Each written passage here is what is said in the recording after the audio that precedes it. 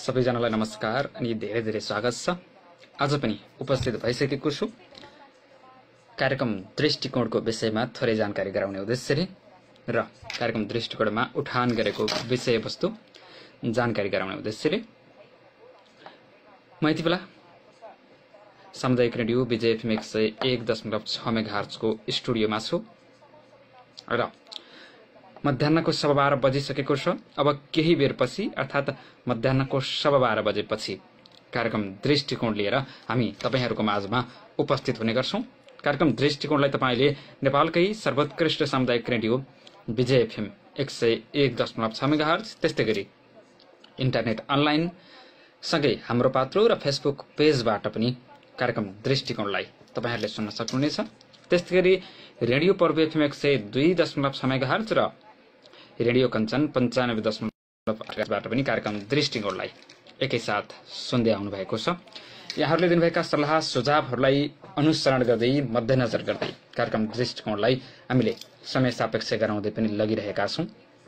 यहाँहरूले दिनुभएका महत्त्वपूर्ण सल्लाह सुझावहरूलाई पनि हामीले अनुसरण आगामी दिनहरुमा पनि गर्नेछौं। यो जानकारी पनि म गराउँछु र आज एउटा जनताले जितेको दिन, आज लोकतन्त्र दिवस 2062-63 को जनआन्दोलनलाई सायदै हाम्रो पुस्ताले स्मरण गर्न सक्छ।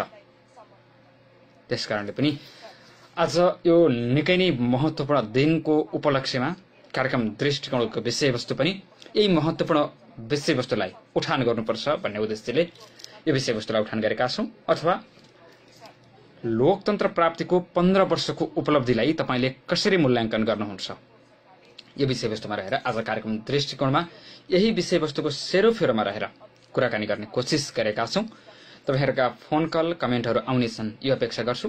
र आज विशेष गरी जनताले जितेको दिन, देशभरका सडकहरुमा गणतन्त्रको नारा लागेको दिन, राता झण्डा र परिवर्तनका नाराहरू लागेर वैशाख 11 गतेलाई हरेक वर्ष नेपालीहरूले जनता आफूहरूले जितेको दिनको रूपमा अथवा जितेको उत्सवको रूपमा पनि स्मरण गर्ने गर्दछौं। विशेष गरी जनताको आफ्नो मौलिक खालका वसन्त क्रान्तिको नाम समेत दिइने 2062-63 सालको जनआन्दोलनलाई एउटा ऐतिहासिक उपलब्धि पनि मान्ने गरिएको छ र तत्कालीन 7 दल र विद्रोही नेकपा माओवादीको संयुक्त आह्वानमा राजतन्त्रको अन्त्य गराउन र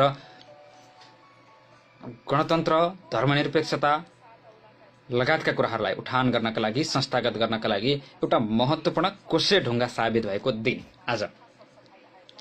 र त्यही राजतन्त्रको अन्त्य भएको अथवा गणतन्त्रको उद्घोष भएको दिन, गणतन्त्रलाई संस्थागत गर्नका लागि एउटा महत्त्वपूर्ण कोसे ढुङ्गा साबित भएको दिनको उपलक्ष्यमा आज गणतन्त्र दिवस, आज लोकतन्त्र दिवस मनाइदैछ।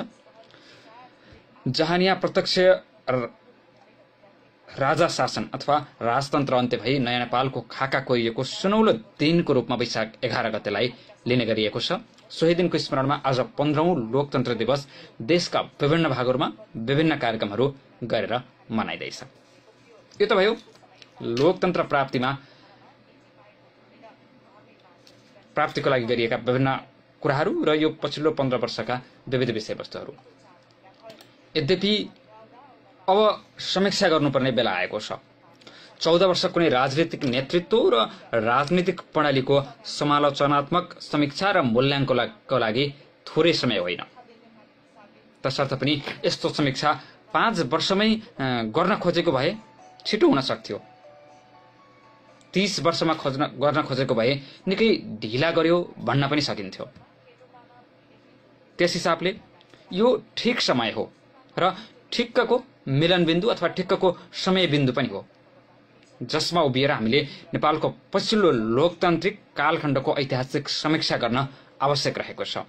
लोकतन्त्र प्राप्तिको 15 वर्षको अवस्था कस्तो रह्यो, त्यसकारणले पनि अब नेपालका राजनीतिक दलहरूले लोकतन्त्र प्राप्तिको लागि जनताहरूले गरेको त्याग बलिदानको मूल्याङ्कन कति गरे, ती यावत विषयको समीक्षा गर्नुपर्ने बाध्यता आएको छ।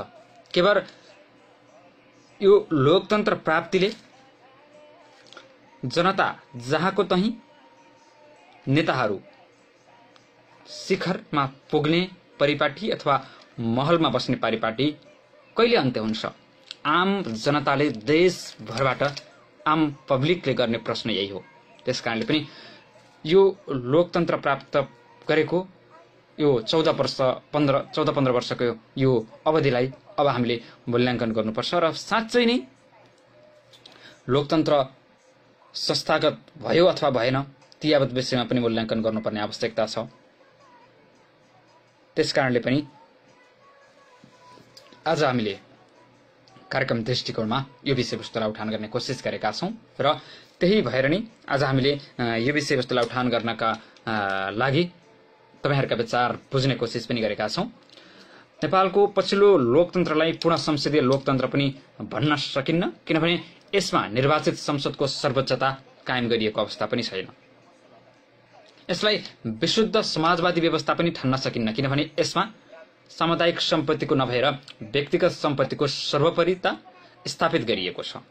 यो संसदीय लोकतन्त्र र समाजवाद ती दुवैको सम्मिश्रणबाट निक्लेको एउटा सम्मिश्रण पनि हो।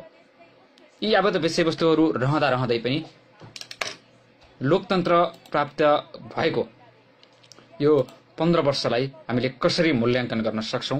के साँच्चै जनताले चाहेको लोकतन्त्र हामीले पाउन सक्यौं? यी यावत विषयमा अब तपाई हामीले आफ्नो ठाउँबाट पहल कदमी गर्नै पर्छ। विशेषगरी लोकतन्त्रको कार्यान्वयनमा भएका कमी कमजोरीहरूमा निर्धक्क भएर हामीहरूले भन्नुपर्ने हुन्छ।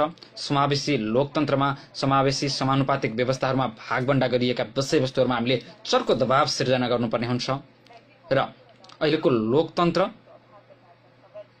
साँच्चै जनताको पक्षमा काम गर्ने लोकतन्त्र भएको छ अथवा छैन, यावत विषयवस्तुमा पनि हामीले अब निचोड निकाल्नुपर्ने हुन्छ।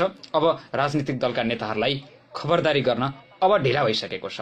त्यसकारणले पनि अब यी यावत विषयवस्तुहरूमा पनि हामीले मूल्याङ्कन गर्नै पर्छ।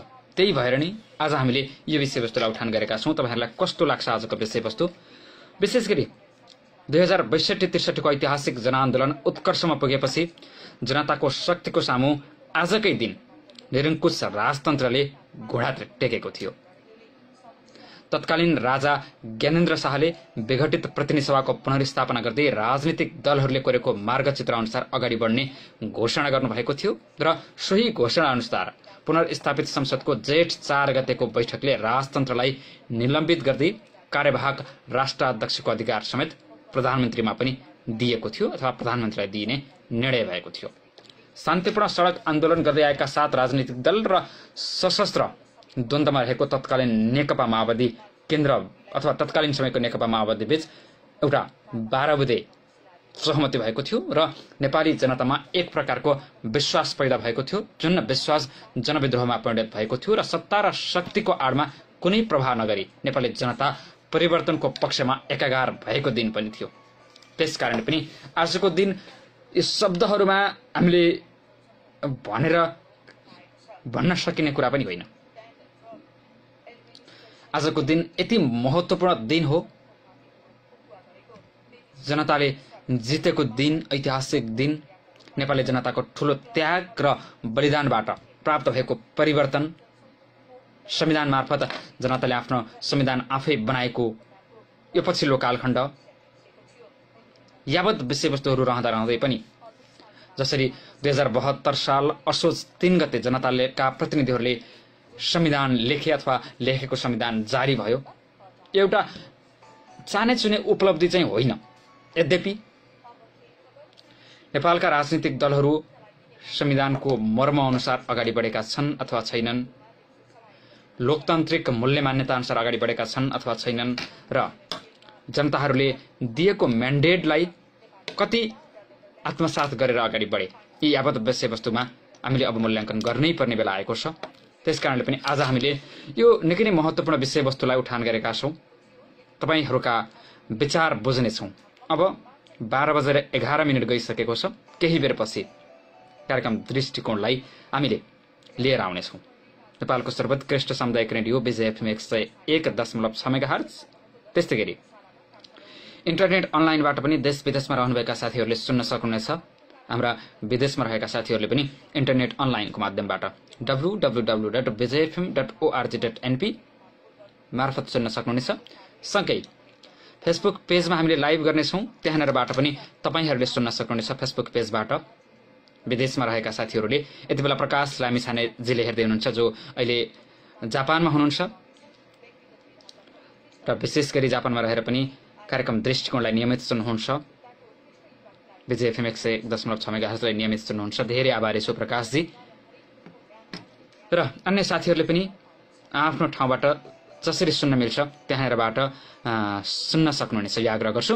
विजय एफएम 101.6 मेगाहर्जका विभिन्न माध्यमबाट, त्यस्तै गरी रेडियो पूर्व एफएम 102.6 मेगाहर्ज, त्यस्तै गरी रेडियो कञ्चन 95.8 मेगाहर्जबाट पनि कार्यक्रमलाई तपाईहरूले सुन्न सक्नुहुनेछ। अब बिदा माग्नुपर्छ। केही बेरपछि कार्यक्रम दृष्टिकोणलाई लिएर तपाईहरूको माझमा म आउनेछु। केही साथीहरू जोडिनु भएको छ अघिल्यैबाट, मैले नाम लिन थोरै ढिला गरेँ, त्यसको लागि म क्षमा प्रार्थी छु। सन्दीप धरेलजीले हेर्दै हुनुहुन्छ, धेरै धन्यवाद छ। रोहन लामिछानेजीले हेर्दै हुनुहुन्छ, धेरै धन्यवाद छ। सन्तोष तिवारीजीले हेर्दै हुनुहुन्छ, धेरै धन्यवाद छ।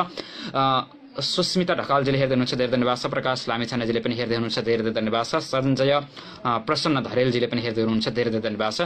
सञ्जयजीको कमेन्टलाई पनि प्राप्त गरेको छु। प्रकाश लामिछानेजीले पनि कमेन्ट गर्नुभएको छ, धेरै धन्यवाद छ प्रकाशजीलाई पनि। नमस्कार Ajay and Vijay FM family भन्नुभएको छ, धेरै धेरै धन्यवाद छ। नमस्कार छ प्रकाशजी।